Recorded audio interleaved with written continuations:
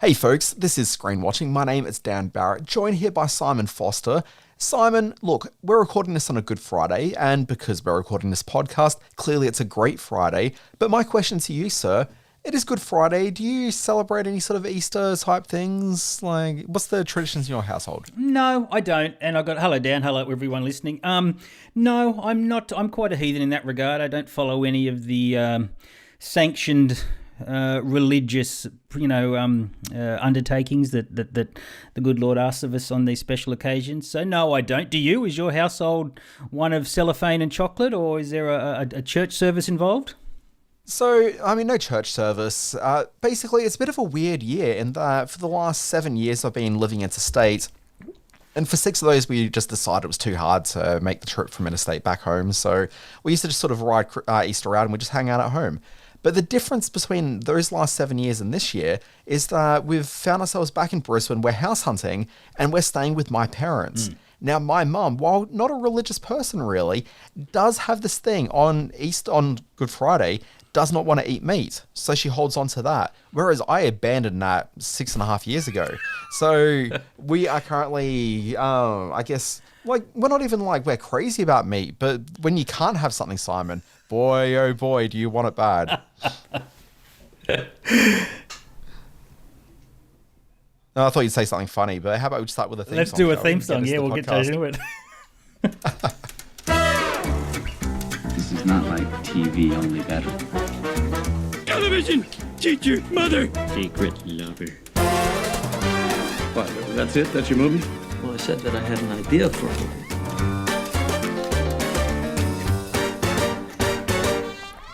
So look, this is Screen Watching. It's not a podcast where we talk about our religious or cultural leanings. No. Instead, we talk about our cultural leanings in the form of television and all things screen and culture. So I guess movies as well, if we must. Yeah, we have to talk movies. Movies are an important part. We all know that. But you have got an interesting bunch of things to talk about this week. Mine are also on the verge of sort of being interesting. New Sandra Bullock, new Javier Bardem, and a terrific new movie called Everything Everywhere All at Once are what I'll be covering. What are you up to? I'm looking at a brand new Amazon Prime Video series called Outer Range, which stars one Josh Brolin. I've also got a new Apple TV Plus show with an all-star cast called Raw, and a series which could not be more timely to discuss. It's called Servant of the People. Folks, this is a pretty good podcast you're about to strap yourself into, because once we get past the review part, we are talking about one of my favourite subjects of all time, TV theme songs. We're going to dive into that, but before we can get to the good stuff, let's do a little bit of vegetables before the delicious dessert. We're going to do some TV and movie reviews.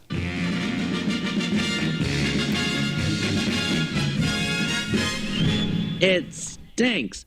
Simon Foster, do you want to kick things off? Do you want to talk about the new Sandra Bullock movie? It's called The Lost City. Listen, Loretta, we need you to promote your new book on the Lost City. You can't spend your life in the bathtub drinking Chardonnay with eyes. Ladies and gentlemen, the world's sexiest cover model, Dash McMahon! You do know you're not Dash, right? Dash is a character I made up. Dash! Oh my God.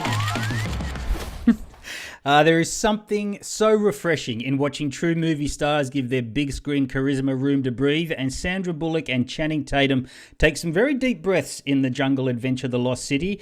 Now Bullock, who I gotta say, and don't take this the wrong way, but she looks absolutely stunning in this film in a way that maybe she hasn't fully exploited in many of her films to her credit. She plays Loretta Sage, a best-selling romance novelist who's just about had enough of her own vacuous airport readings. She's ready to kill off her franchise staples, including Dash, her broad-chested, blonde Adonis hero brought to life by cover model Alan, Channing Tatum. Not what Alan wants to hear, quite frankly, with his shirtless public appearances being his primary source of income. But in Loretta's latest pulp writings are clues to a hidden city and jewelled headdress that don't go unnoticed by scumbag billionaire Abigail Fairfax, played by a very funny Daniel Radcliffe. Abigail kidnaps Loretta, assuming she'll guide him to the buried treasure, and setting in motion a rescue attempt by Alan that borders on the buffoonish. When chemistry is strained and the material of weak, these sort of romps look and feel like Dwayne Johnson and Emily Blunt in Jungle Cruise, but in the hands of a gifted comedian like Bullock and a goofball hunk like Tatum, The Lost City me occasionally feels like the Michael Douglas, Kathleen Turner classic of its kind, Romancing the Stone. When our leads aren't on screen and the story has to be moved along, the very thin and silly veneer of a plot becomes obvious, but as a means by which to get to the next Bullock Tatum giggly bits, it'll do. Of added benefit is Brad Pitt in an extended cameo as an ex-military Black Hop who is called upon to lead the snivelling Alan in the early stages of the rescue mission. Pitt also riffs on his own physical assets with as much energy and charm as Channing Tatum does. And while it's all very broad shtick, it's also very funny. This is just a good time, 2-hour time waster, and you can do a whole lot worse than settle into it this Easter weekend. So when I first heard about this movie, I thought Sandra Bullock in a Romancing the Stone type comedy sounds like a great idea. Then I watched the trailer and I thought to myself, why don't I just rewatch Romancing the Stone? Yeah, I think Romancing the Stone, which is one of my favourite movies, is a lot more grounded. This one sort of goes off in kind of Dora the Explorer type territory, which doesn't do the more mature stars any favours in this. They've got to sort of pull off some plot machinations which are kind of daft. But at the core of it, the relationship between Channing and Sandra is every bit as strong as the one between Kathleen and Michael in Romancing the Stone. So, yeah, it falls short of that sort of milestone of the genre.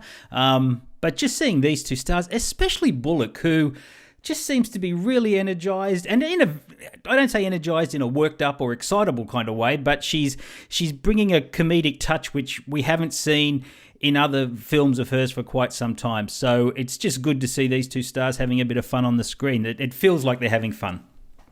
Look, I'd probably be more inclined to watch this than to watch Romancing the Stone and think, you know what, good idea, let's watch Jewel of the Nile. I probably wouldn't do that. I might sit here and watch this film instead, but even so, I'm not seeing this as a replacement for the 80s classic. No, and Jewel of the Nile, which was one of the very first times I felt like, sequels are terrible. Because I remember thinking, gee, I love the first film and everything just feels so forced and mechanical about this sequel. So that's a shame. There should be a sequel to this one. I think it's done pretty well at the US box office and it should do well over the holiday period here.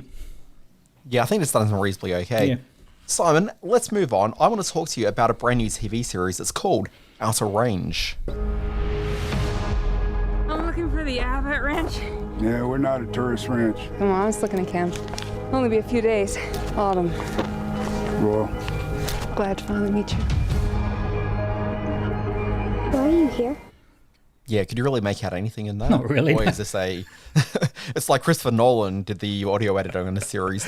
Look, if I told you there's a TV show that's basically Yellowstone, but with a strong Twin Peaks vibe, would that be something you're interested in? Yes, and if the answer is yes, yeah, well, there we go. Boy, do I have the show for you. Josh Brolin stars as a rancher who starts hearing noises outside. Investigating one Sunday morning by himself, he finds that everything feels a bit off. There's vuvuzelas type noises, and then when he comes back from home, his wife says they're almost running late for church. His watch says it's nearly 8 a.m., but everyone else says it's almost 10 a.m. Wow, weird. I wonder if that's got anything to do with the reference Brolin makes to Kronos in the narration that opens the show. Now, his family has been through some turmoil. He's got 2 adult sons that live with him. One's a ne'er-do-well guy who competes in local radio competitions. And the other is a bit older, and he's making peace with the world following the disappearance of his wife, who's also the mother of his daughter. Wow, weird. I wonder if the disappearance of her has anything to do with the weirdness that Brolin's experiencing out in his land. And look, there's a nearby family who's aggressively trying to make a claim on Brolin's land, and in the first episode there's a drunken altercation outside a bar which heats up the situation, which in turn leads to a really tense finale in the first episode. And also, what's the deal with the poet chick who's asked to camp on Brolin's family land? It almost seems like she's up to something. And all of that's a little bit weird, but it's not quite as weird as the giant hole that Brolin finds. It's almost a perfect circle, and the hole is dark and mysterious. It seems to have no sides or bottom, it's just misty and black. Wow, weird. I wonder if that's got anything to do with, well, everything else.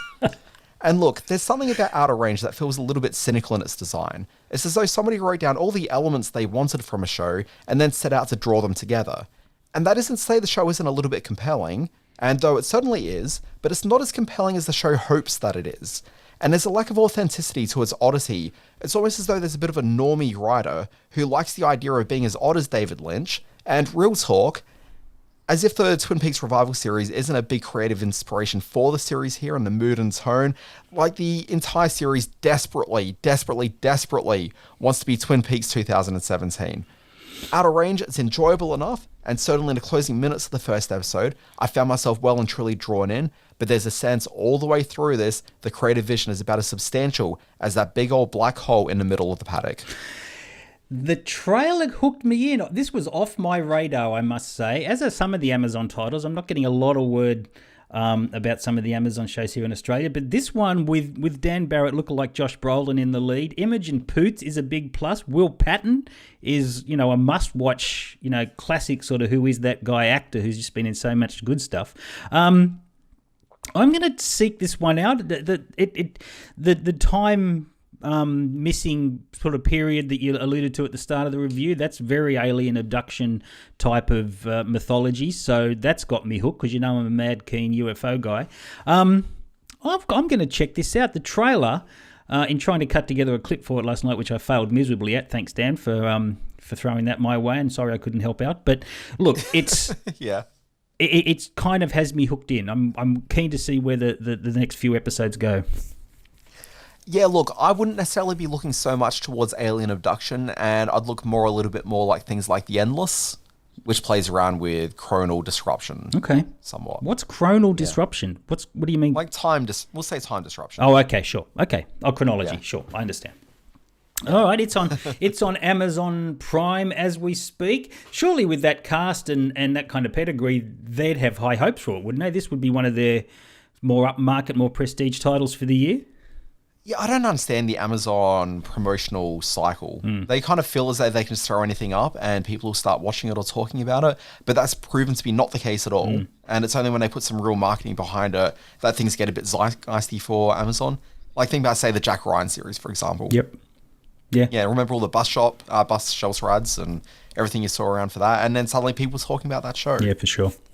Yeah. Whereas this, there's absolutely a market for it, but whether they'll know it exists, that's the big question. It's called Outer Range. It is on Amazon Prime Video as we speak. It's a good week for fans of international cinema. I saw a movie called The Good Boss. International cinema? Wait a sec. Does that mean a foreign language clip is about to await? Es un momento muy delicado. No podemos tener a ese individuo ahí cuando llegue la comisión. ¿Por qué no nos deja sin premio? ¿Qué dicen las pancartas? Lo que dicen siempre las pancartas. Nada bueno. I love it. God, the Spanish in this is so beautiful. Javier Bardem is who you heard there. He plays Blanco, the CEO of one of Spain's most successful manufacturers of scales, which is a clear indication that an underlying theme of Fernando León de Aronia's film will be about balance, or more precisely, imbalance. We meet Blanco at Bardem's most warmly charismatic. He's delivering an inspirational address to his gathered team of workers, boasting of quote-unquote family values and everyone's importance to the company, which is instantly a red flag to me, having sat in on these sort of pep talks only to be the first to go when profits thin out. Now, undermining his speech are the rantings of Jose, Oscar de la Fuente, a disgruntled ex-employee angry at his dismissal and who plans to make life very uncomfortable for Blanco. The last thing the boss needs with a council committee in town to inspect the plant ahead of the annual business awards. The finely honed running of the factory is further threatened with the arrival of the outrageously sexy marketing intern Liliana, played by Almudena Amor, who is irresistible to Blanco and his alpha male need to conquer everything. Soon the power dynamics of the factory floor and the desperate immorality that Blanco starts to exhibit to get his way twist in on themselves. The Good Boss is an uncomfortable comedy drama, one in which you find yourself laughing at terrible people doing awful things to each other to get their own way. Aaron Noah, who also wrote the script, says he drew upon the Willy Wilder workplace classic The Apartment to tell Blanco's story, and it's clear that, like Jack Lemmon's salesman, willing to rent his single bed flat to his philandering bosses to get ahead, The Good Boss is peopled with characters willing to compromise their humanity in order to maintain their status quo.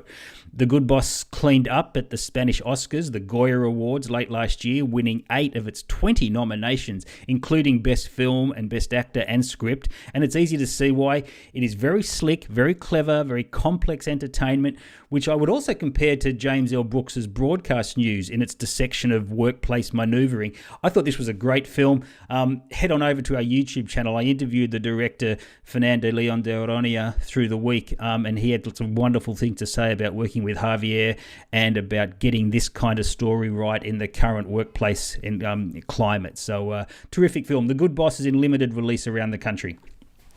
Yeah, there's a strong chance I'll check this one out. Not in a cinema. Heaven forbid I'll leave the house.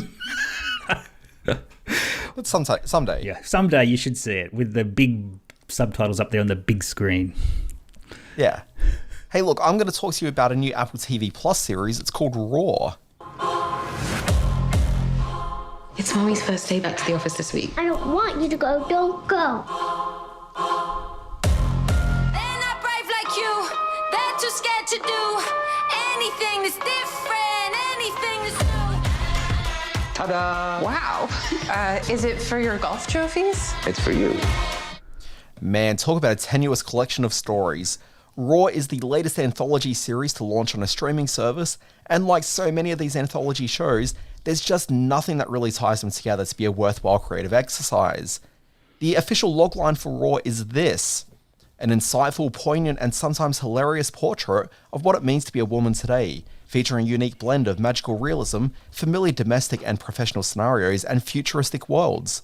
In other words, it's basically a collection of stories about women experiencing challenges, successes, and failures, but with 30-ish minute episodes, none of the stories feels especially substantial. Now, I watched the first episode of this with my wife. That episode has Issa Rae as an author who travels to LA to meet with Hollywood execs who've optioned her memoir, but the plan is to exploit her and her life story. This process has her feeling kind of invisible, which, plot twist, she does kind of turn invisible. Now, she's kind of invisible until she isn't anymore, which happens just a few minutes towards the end of the episode for no specific reason. It's all a bit clunky, and at the end of the episode, my wife asked whether we should watch the next episode. I mentioned to her it's an anthology series. I watched her consider it for a moment, and then she said, that's stupid, and then she went to bed. And that's the thing. I think as viewers, we're willing to put a bit of faith in a story that seemingly doesn't have a lot of bite to it if there's the promise that there's opportunities to further explore that world and situation. But these anthology shows with bite-sized episodic entries just don't work so well in this day and age of streaming options where viewers have far more active viewing decisions to be made. Now, Raw, it's from the same creative team that are behind the really fun Netflix series Glow, and that got me thinking about Glow in the context of an anthology series. There's nothing wrong with an anthology series per se. If Glow was an anthology show where we saw every episode as a complete story from a different perspective of one of the gorgeous ladies of wrestling, and the anthology show was telling the story of a scrappy wrestling league, that would feel substantial. There's actually something to anchor it then. But Raw isn't that. It's just disconnected stories about women doing stuff. Okay, sure, whatever. Let me end it though on a positive note. The show at least has a really good cast in it. You'll find episodes including the aforementioned Issa Rae, Nicole Kidman's in this, Merritt Weaver, Alison Bray, Betty Gilpin, Judy Davis, and more. And that's all right, I guess. Okay, yeah, this has been on my radar. I've had a week full of watching science fiction films from all over the world because I'm a festival. But this one, because of that cast, has drawn me in. I guess it continues the Apple TV sort of model of creating less content, but it being of a fairly high sort of pedigree at least, even if the finished product isn't so crash hot. Yeah, is that translation for, code really, for let's just give a whole lot of money to the series? Yeah. Because, that's pretty much what it is. They get these great casts, great cinematography, great production aesthetic, all from the money they're throwing at it. Yeah. But I do think that this is probably the, third anthology series, maybe fourth from Apple in the course of a year and a half. And of those, one of them was kind of an interesting creative exercise. The rest have all been a bit of a dud. Okay. And the best one, I think, being Little America, which was at least sort of a collection of stories about the immigrant experience to the US and looking at that through various types of permeations. Okay. But even so, that was a little bit tenuous at best as well. All right, it's called Raw. Now, is that R-A-W or R-O-A-R? This is not like the French cannibal movie Raw, which was R-A-W. This is more like the movie where Melanie Griffith was fighting a tiger. and that's ROAR. Okay, so it's not like the Eddie Murphy stand-up gig, RAW. It's more like the Tippy Hedren, Melanie Griffith one. Gotcha. All right. Okay, good. It's called Raw. It's on I was Apple really TV. hoping you're going to bring out a different Raw then to really bring like 4 deliveries of this, but here we are. All right, I'm going to have a look at an interesting film and try not to say too much about it. It's called Everything, Everywhere, All at Once. Question before we get into this: would this make for a good double feature by watching this and then Out of Range? Without knowing that much about Out of Range, maybe. They're certainly coming from 2 very different angles, but this is definitely a big screen movie. In the multiverse, you can live up to your ultimate potential. What's happening? You discovered a way to temporarily link your consciousness to another version of yourself. Accessing all of the memories and skills. It's called verse jumping. Everything, Everywhere, All at Once is one of the best films I've seen in ages, but I'm not going to dwell on it too much. The more plot revealed before you head into this remarkable film, the less you'll be inclined to follow its twists and turns. In brief, it is the story of a woman watching her life slide into irrelevance. The great Michelle Yeoh plays Evelyn, a laundrette owner who is facing an IRS audit. Her husband, Wayman, played by Ke Huy Quan, who many will remember as the young boy in The Goonies and has Harrison Ford's Offsider in Temple of Doom. He keeps his spirits up, but her gay teen daughter, Joy, played by Stephanie Hassel, certainly wants to stay connected to her, but everything about this family's world is becoming increasingly pointless. But is it their world? So about now, I'm going to toss up clues like multiverse and fractured realities, and I'm going to leave it at that. Suffice to say that directors Dan Kwan and Daniel Scheinert, who credit themselves as the Daniels on screen, they bring an emotional core to this stunningly imaginative work that is entirely unexpected.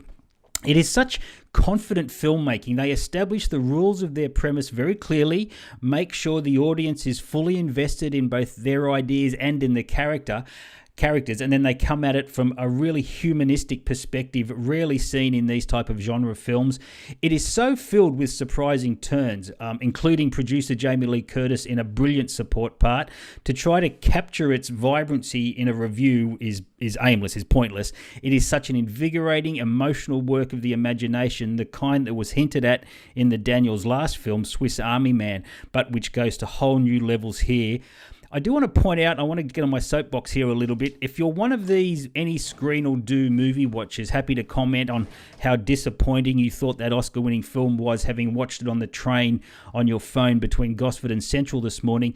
Just zip forward through my review, because more than any film this year, Everything, Everywhere, All at Once deserves to be seen within the cavernous darkness of a cinema. Yeah, I'm probably going to catch this one tomorrow night on the big screen. I'm probably going to catch this tonight on the big screen, Simon. Yeah, it's definitely worth seeing. The technical quality of the film, the way it's edited, the visuals are just totally fill the cinema space like few movies I've seen recently. So yeah, it's getting some huge social media coverage. It's all over my Facebook feed and Twitter feed, and you've got directors coming out of the woodwork saying it's their film of the year. And I'm not going to argue with it at this stage. I really, really loved it, and I'm going to make sure I get back to see it again at the movies. I reckon the main reason I'm pretty keen on it, for one reason, there's no time for love, Dr. Jones. He's terrific in it too. He's grown into a very sort of compelling lead actor. Ke Huy Quan, I think it's pronounced. But, great in Goonies, AKA great Short in Round. Temple of Doom. So definitely worth seeing. It's called Everything, Everywhere, All Way at Once. It's not in wide release. It's in most cinemas, but not through all the multiplexes. They do hunt it out. It's definitely worth it. In my mind, Short Round is like Stifler. You can do all the movies you want after this, but you'll always be Stifler. Yeah, that's very true. Very true indeed. You're going to have a look at one of the more interesting things on television this week. It's called Servant of the People. Spoiler alert, it's foreign. Что в Днепропетровске, что в Днепре. И с детьми страшно по улицам ходить. И неважно, какая это улица. Кирова или Коновальца. И суд в нашей стране продажный. Что в Октябрьском районе, что в Шевченковском. А кто в этом виноват? Вы! И вы!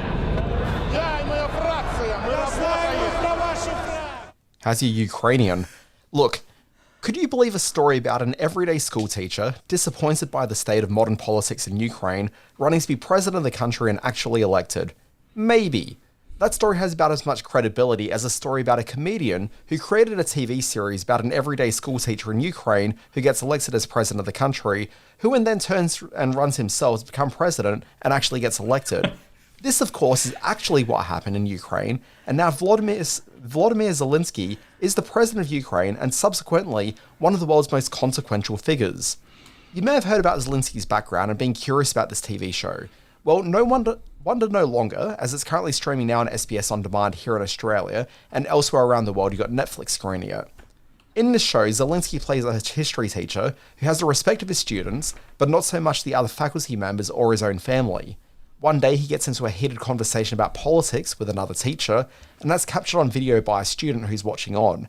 That student then uploads it to YouTube and turns his teacher into a cultural phenomenon. That then leads to a crowdfunding campaign that gets the teacher elected as president of Ukraine. And ultimately, the show is very similar to a lot of other similar stories we've seen. So think about movies like Dave, and you get a good idea of this.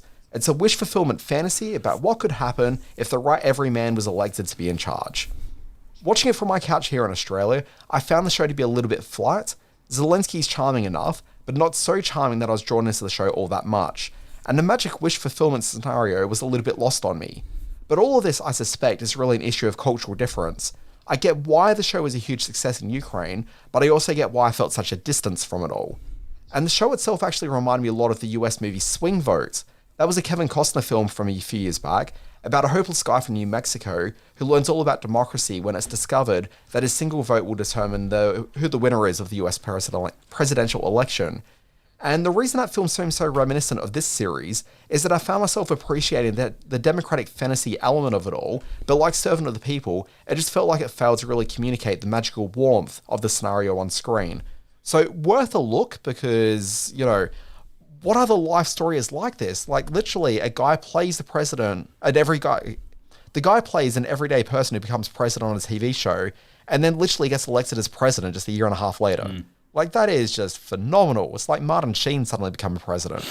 Like we'd like to see it surely, but it's never going to happen. It is a remarkable story. It isn't a remarkable show, unfortunately. We sat through the first 2 episodes of this. Yeah. And look, I'm going to go out in a bit of a limb here. I had the same problem with it that I have with Ted Lasso, in that it's such, and although I've been proven wrong by the events after the series. Is this the Mary Sue nonsense nature of it all? Yeah, exactly. You can't do anything wrong. I couldn't buy into it. I can't buy into this goofball American being allowed anywhere near an English soccer team, and no matter how charming and funny it goes after that, it becomes after that premise, I'm never fully on board for the show. I felt a little bit of the same in Servant of the People, in that it was such a sort of crazy notion, and yes, I've been proven wrong ever since that, but as a TV show, it just didn't seem real enough for me to take hold. And you're right in comparing it to things like Dave, which is a terrific film and which does overcome that kind of far-out element to make all its message points work. But Servant of the People didn't quite work for me. He's very charming in the lead, and those around him, especially in those family scenes around the table, are very, very funny, and they have their moments, as traditional sitcom families do. So certainly worth a look in light of the way things are going. And I don't want to be a bummer here. I don't want to sort of bring the podcast down, but I did watch this show, and I was looking at the buildings, and I was looking at the young actors, and I was looking at the grounds, and I was thinking, oh my God, these are all these have been laid to waste in the last month or so. So we're watching this amazingly beautiful country and these extraordinary people who, and I don't know where they are now. And it did have a bit of a cloud over the series for me. Wow, what a bummer, man. I know, it is a bummer, but it was unavoidable for me. It really was, so... So that was where I play the sting, and then we just get out of that segment. Jeez. Okay, Simon, what else are we watching? What else are we talking about? What's going on in the world? Oh, and I do just want to mention very quickly, I mentioned it was a great week for fans of international, or as you call it, foreign films. There's a movie called Happening. It's set in 1963 France. It tells the story of a young student who has an unwanted pregnancy, and this is a time when abortion was illegal in France. It's how she has to deal with this, and it is a grueling, very tough but beautifully told story. It's called Happening. And then we've got Farewell, Mr. Huffman. This is also set in Paris back in 1941, the story of an ordinary man and his employer, a very talented Jewish jeweler, and they're forced to strike a deal which will upend the fate of all concerned. Boy, that sounded like it came from a press release. It stars the great Daniel Auteuil in this one. So, like I say, for fans of the foreign films, the subtitled films, there's some good stuff out there at the moment. And what are you watching, Simon? Well, I have been watching FIFA Plus. Now, this is a new streaming service which launched through the week. As you know, I'm a insane football fanatic. Football, some of you call it soccer, I'll call it football. FIFA Plus has launched with over 2,500 hours of classic football action, documentaries, and they'll be having live coverage of all the men's and women's World Cup action. It's free at the moment, although I've heard they're going to try and monetize it in the weeks ahead. So get on and have a look at FIFA Plus. It's just fifaplus.com/en for English, so you can watch it in your language. What have you been watching? Yeah. Look, I've been spending my week just trying to finish up some series. So I've had a very hectic couple of weeks gone by, so I haven't been able to watch as much as I have been traditionally. So I'm trying to finish out the last few episodes of The Dropout, which I hadn't seen yet. This week we had the final 2 episodes of Minx. Yep. Know on my agenda for later today, I'll be watching Killing It, which you may remember I reviewed the first episode of a few weeks ago. That was actually a situation where they dropped the first episode as a preview, and then the rest of the series is literally launched in the last 24 hours. So I'm going to be jumping onto that one pretty quickly and blitzing through that when I can. Very similar household, you and I at the moment. We are also absolutely hooked on Minx. It's the most fun I'm having watching television in a long time. And I did binge the last 4 episodes of The Dropout, which was really compelling. So they're 2 must catch up with shows if you've got some time over the Easter weekend. Indeed. Simon, let's move on. So, Simon, this is where we talk about our middle bits. Wait a sec. No, the segment's called The Middle Bit because it's in the middle of this podcast. Excellent. And it's not about our middle bits. Okay, good clarification. So, there's a really interesting article from The Guardian that's been floating around in the last few days, which is talking about the integrity of the opening title sequence. So, like, where you get the theme song and, you know, the titles come up and whatnot. They set the personality. They build sort of the feel for the show that's about to come. Absolutely. And in the last couple of years, as we moved on to streaming, there's been a number of folks out there who are more than willing to go over to the right-hand side of the screen in the bottom right and click that button that says skip intro and just go straight past it because they're watching a series, they're binging it, but they don't seem to appreciate that when they click the skip intro button, they're really just buzzing past like the thing that makes a show a show.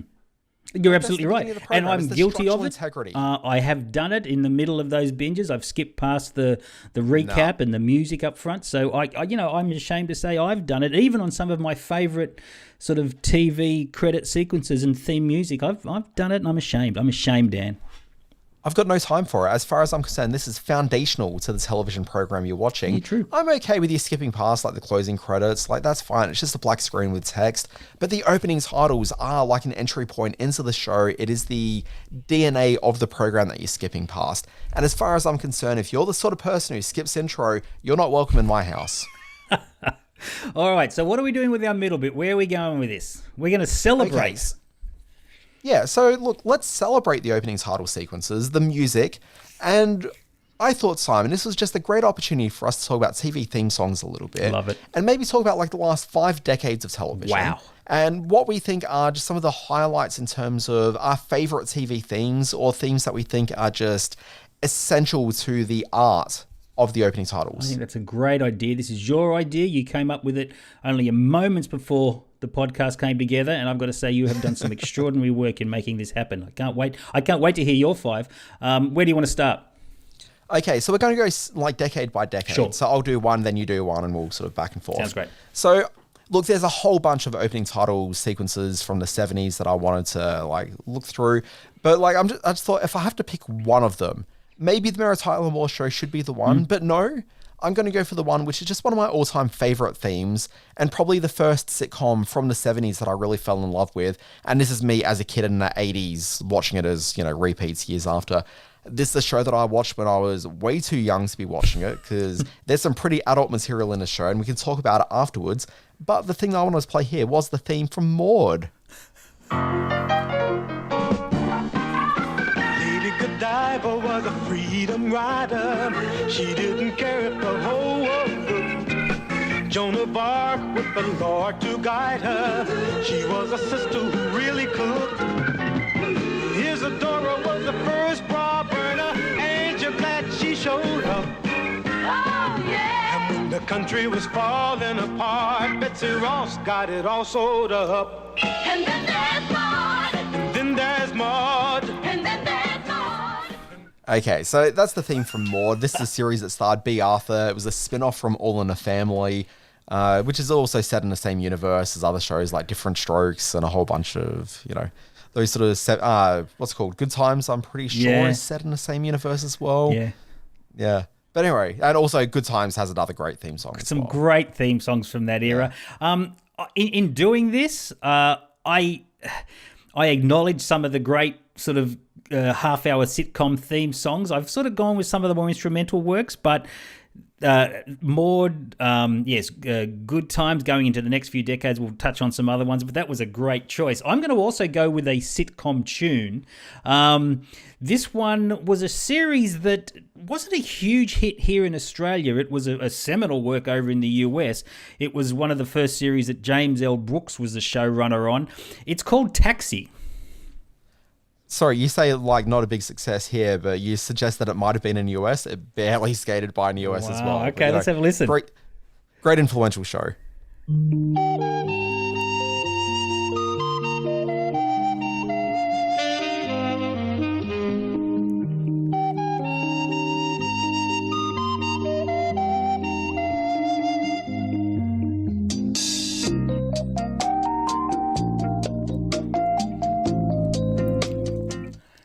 There we go. What a beautiful bit of music that is.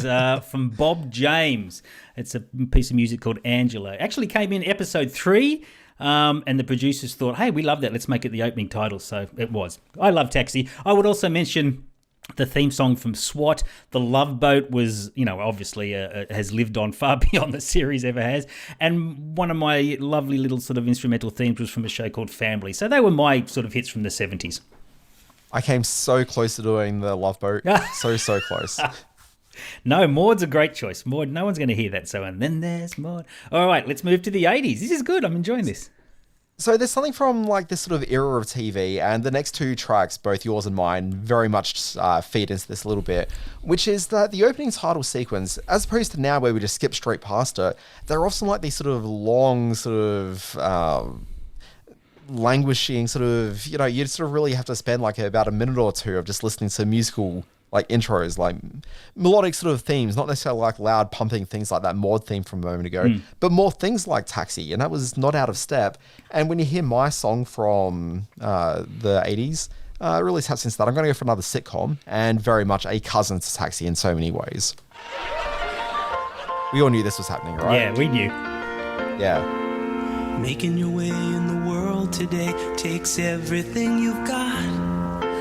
Taking a break from all your worries sure would help a lot. Wouldn't you like to get away? Sometimes you wanna go where everybody knows your name.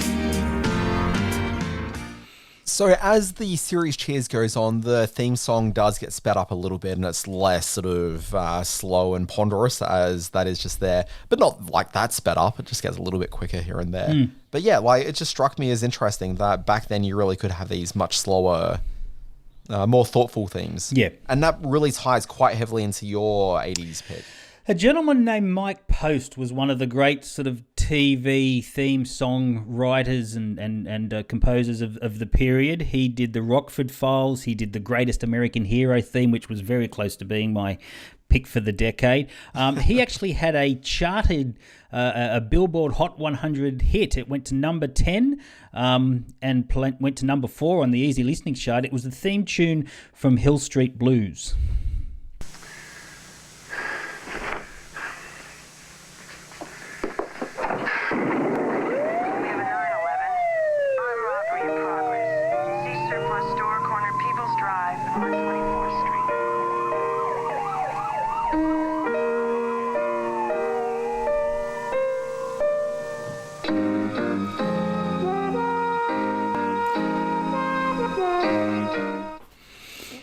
Sorry, what was that hand gesture about? That was my trumpet with my thing. Yeah, it's one of the great bits of music. Mike Post. I actually had an LP with all of Mike Post's themes on it, and they were just some beautifully lush, evocative sort of works. That little sort of drop in the music there that comes in the middle of the Hill Street Blues theme still just gives me tingles all over. I would also put in there Family Ties as one of the great sitcom themes of the 80s, and the Miami Vice tune in 1984 was a game changer as well. Yeah, look, I mean, so many great themes from the 70s and 80s, and like definitely going to the 90s, which is where we're heading now. Simon, you sent me the list, and this was actually on my list as well. I was debating between this or another one, but I went with the one that you've chosen as well. Okay. But I'm going to play the other one in just a moment regardless. Only because I kind of think of every show in the 90s, like outside of maybe the Friends theme song. Yeah. Like this is probably the most iconic, certainly as far as dramas go.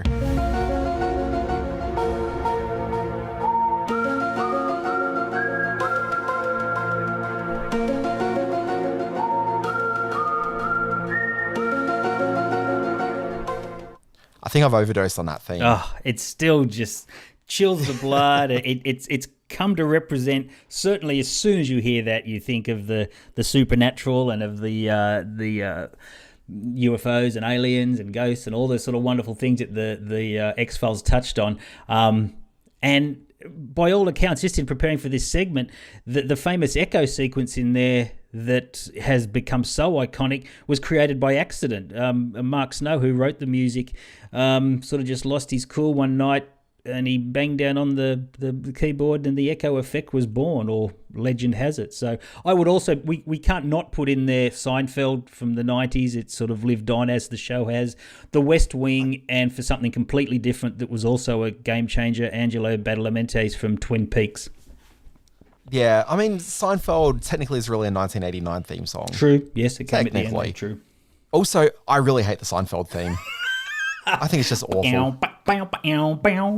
Gotta love it. Yeah, it's just the worst. But going back to the X-Files, like it is such a cultural touchstone that not only was that theme song like iconic just for being the theme song, but it also became a bit of a breakout hit. Like there were all the techno remixes of it that charted on top 20. Like it was really quite a cultural moment. But the theme song that I thought I'd lean on a little bit from the 90s is a animated show which was fairly well watched. I don't think necessarily like a big sort of breakout hit by any means. It actually got cancelled because too many adults were watching the show and they were really trying to sell some kids' toys on Saturday mornings. But I wanted to play the theme song from The Tick.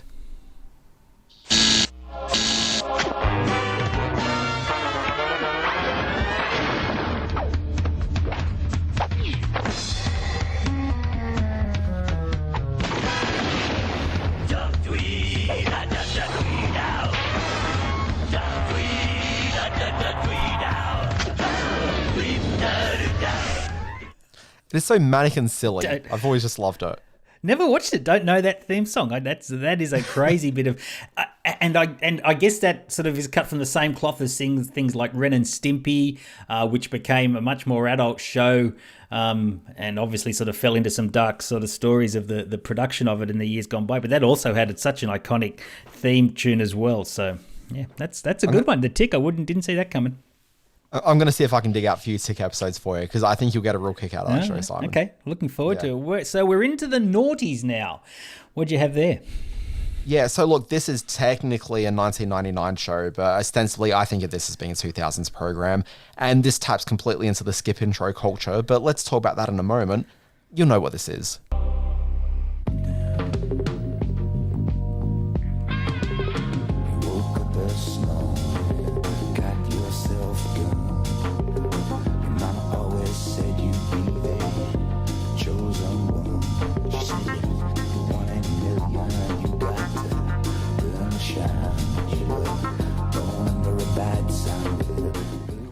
Okay, so obviously that's the theme songs of The Sopranos. Yep. Now, why I really wanted to pick that one out of all shows was that we're thinking about skip intro as a concept where people are sitting down and are binging programs and they don't want to hear that same theme song over and over again. But the thing is, I came of age binge watching all these shows on DVD. And on DVD, they didn't have the skip intro option. It was basically you'd watch episode after episode after episode and it would just kick in with that theme song. And so it became part of the binge experience.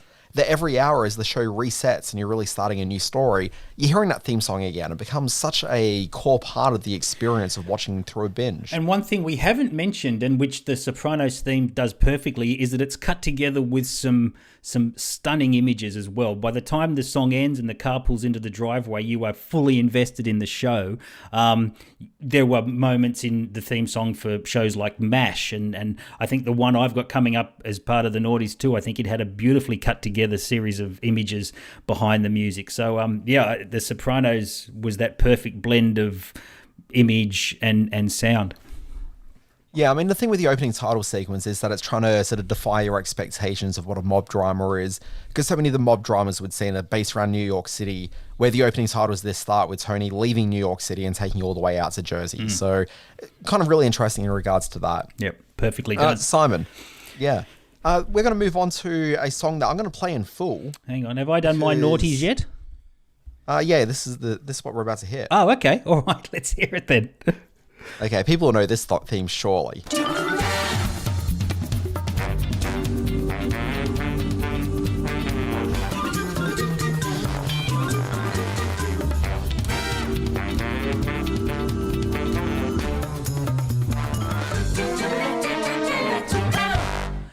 Now, of course, that is the theme from 30 Rock. Yes. And if you think, Simon, about the themes of, say, Taxi and Cheers and how quiet they were, and then place that right up against 30 Rock with its very manic, very high-tempo opening.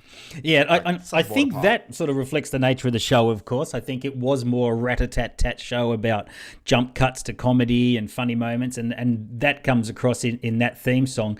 And another one that's cut together beautifully with the images. So yeah, obviously you would factor into an early aughties sort of look at the themes, the theme from The Office. And although I only sort of intermittently watched the show, I remember loving the theme song from Friday Night Lights, the Cole Chandler small town football drama as well. It was a really beautiful, evocative piece of music that accompanied that show as well. Yeah, so one of the themes that I almost played for the 90s was the theme to Spin City. Yeah. And the reason I wanted to pick that one out was that the Spin City theme goes for all about 4 seconds. And it's just kind of like this sort of sound. And like that was actually part of a trend that you started seeing where networks wanted to shrink down the theme song entirely so that you just got like a couple of bars of something. Yep. And it was purely because they wanted to place more ads into the program. Yeah, for sure. They didn't think the opening titles were that integral. Yeah, but, you know, crazy. Yeah, you look at 30 Rock and you see how they can be deployed so quickly and, you know, with the spirit of the show in mind. All right, we're into the 2010s, the modern era. Where do you want to go with yours?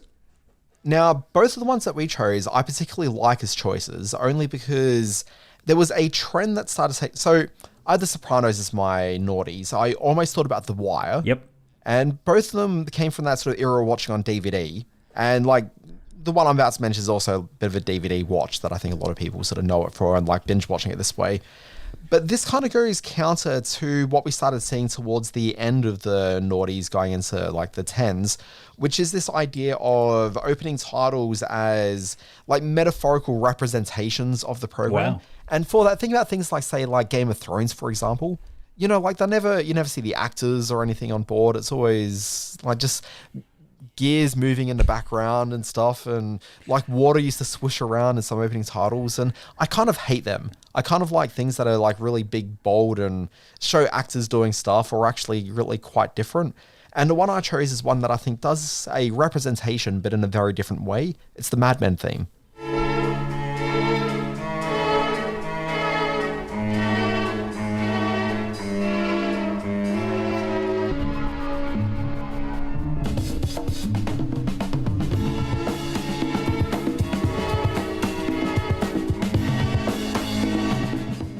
And you hear that theme and you know immediately what the visuals look like for the opening titles. It's a beautiful theme. Very similar to what they cut together for the opening of The Flight Attendant the last couple of years as well, the Kaylee Cuoco thing. It had a terrific opening sequence as well with the images. So, yeah, look, the Mad Men theme is a beautiful piece of music and a beautiful piece of art to watch how they make all those images come together. My theme from the Tens is a show that has become a bit of a cultural touchstone, a bit of a TV phenomenon over the last few years. Just in the last week, we've had the season 4 trailer drop. Succession came very close to getting the honour, but I gave my favourite theme from the Tens as Stranger Things. I've never heard of this show.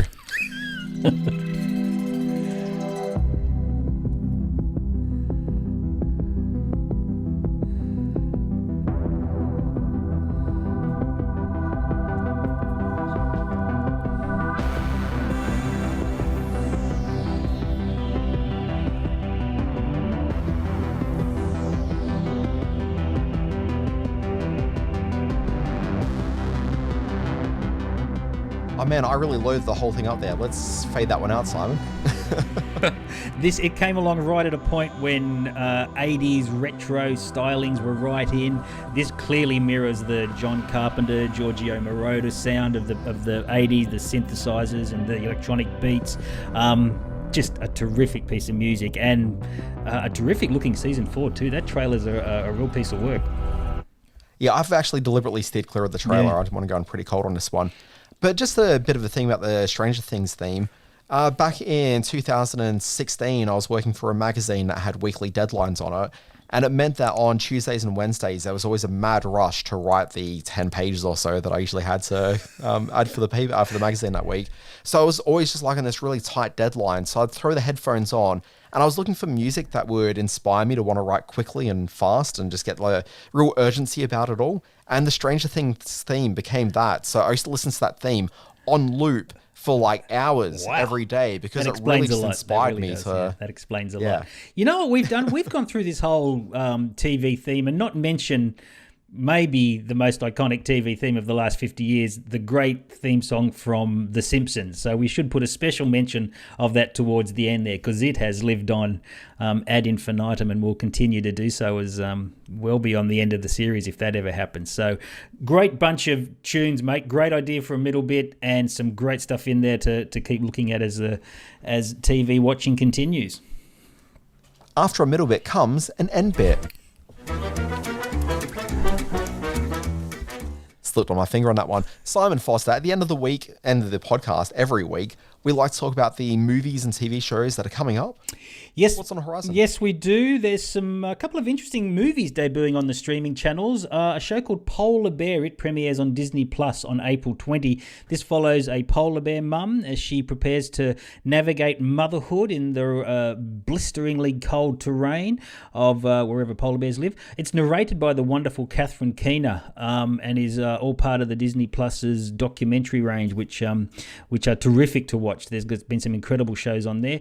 And then on the FoxDocos channel on Saturday, April 16 is Kylie Infinite Disco. Pull on your glitter pants, Dan. We're going dancing with Kylie. It's an intimate 1-hour concert special featuring all her greatest hits. I know you're a big fan. I know I'm a big fan too. That's on the FoxDocos channel, or you could watch it on demand. Yeah, I'll be steering clear of this one just because I'm straight. But you do have glitter pants. You can't deny that. I've seen you walking the streets in your glitter pants. It's true, everyone. We have pictures. Go to the Facebook page and I'll post them. I'd be kind of curious about that myself, Simon. Hey, there's a couple of TV shows that are probably worth mentioning. Something which I think is probably the highlight of the week is the return of Russian Doll, and that comes back for season 2. Now, there's 2 shows that are returning this week that I don't think there's really any need for... sequel seasons. Made sense that, I don't know what else there is to say about Russian Doll after season 1. But I'm perfectly willing to go on the ride with that one because I think for the most part they stuck with that one from beginning to end. It was a highly compelling series. But the second one is The Flight Attendant, which I would say I think it starts to lose a bit of half right towards the end of that first season. Mm-hmm. And I don't quite understand why there's a second season for it, but there is. Yeah, I'm a fan of her because of The Flight Attendant. I think I've mentioned previously that I didn't see any of the Big Bang Theory that she was in, so I'm coming to her straight with The Flight Attendant. So I'm kind of keen for season 2, but I'm also wondering, does she just get herself into the same kind of mess? How do they twist this story and make it believable? The words of John McClane are ringing in my ear. How can this same thing happen to the same guy twice? And I'm wondering if Kaylee Cuoco's going down that path as well. It's funny that's what came to mind to you because I was thinking a bit more Danny Glover and Lethal Weapon, and I'm just too old for this shit. Also coming back this week is the final season of Better Call Saul, and there's also The First Lady, which is an anthology series by Showtime, and it looks at all the various First Ladies in the US. And as I was saying with anthologies earlier, at least this one sounds like it's a structured reason why it should exist. Sure. Like, it's a very clear purpose. You understand what it is on a label as opposed to most of these other, very ethereal ideas. Yeah, interesting. Good one. Okay, so that's what's happening across our streaming and TV channels in the week ahead. I didn't get the history sting. This is why I was having trouble with my stings last night. I didn't get to it. I'm sorry. You've reached a certain age as a man, and sometimes you have problems with your stings. It's true. That's dangerously close to the truth for me. But anyway, this week in history. Oh, this got uncomfortable. Simon, what's happening in this history? Should I start here? Yeah, why don't you start? 2011, April 17, Game of Thrones, based on the fantasy novels by George R.R. Martin, premiered on one home box office. Do we know what RR stands for? Really... Rich. Really rich. Yeah, that's it. April 18, 2018, Black Panther is the first film shown at a commercial cinema in 35 years in Saudi Arabia as cinemas are reopened. Yeah, I wish they got to see a better movie. Yeah, that's right. I don't think Black Panther's a very good movie. Yeah, I said it. I agree. I'm not quite sure what all the fuss... Well, I know exactly what the fuss is about, and we've discussed this previously, but I didn't think it was a particularly great film either. Yeah, I feel the fuss is slightly manufactured. But anyway, that's neither here nor there. April 19, 1948, the American Broadcasting Company, ABC, it debuted. And then April 21, 2019, look at us coming full circle in the podcast, Ukrainian comedian Volodymyr Zelensky, star of the hit series Servant of the People, as reviewed by Dan Barrett earlier in the show, wins the country's presidential election and is crowned president of Ukraine. I bet he was thrilled that happened about now. No, not happy birthday. No, not that. Please, no, not happy birthday. April 16, 1966, Anna Taylor-Joy was born. She is, of course, the star of things like Last Night in Soho, The Queen's Gambit, and the upcoming The Northman. I think you said 1966 then. She's not born in 1966. It was 96. April 17, 1985, the ethereal Rooney Mara, who was in Carol, Mary Magdalene, and most recently in Nightmare Alley. She was born. Okay, way to just talk over me entirely. So 1996... And now I realise The Last Night in Soho wasn't a period piece movie at all.